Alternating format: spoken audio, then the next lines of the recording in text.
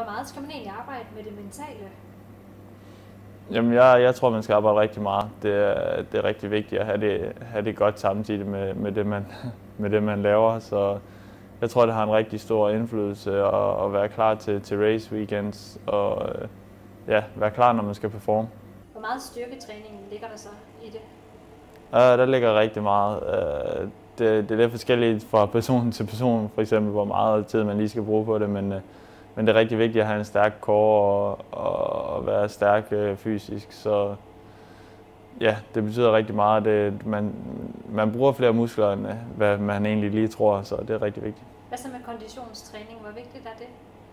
Ja, det er noget, for eksempel, jeg går lidt mere op i, det er konditionstræning, og det er rigtig vigtigt for sådan en som mig, for eksempel, at kunne holde til det. Det er nogle lange heat, vi kører, der er 30 minutter plus 2 omgange, så det er en rigtig vigtig del af det, og det er noget, jeg bruger rigtig meget tid på. Og under sådan et løb, hvad foregår der oppe i hovedet på dig?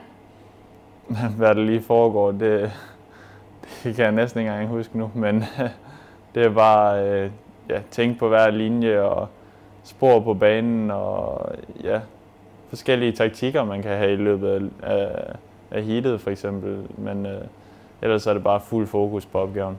Jeg kunne forestille mig, at man også skal være sådan ret frygtløs. Er du det? Ja, det vil jeg da sige.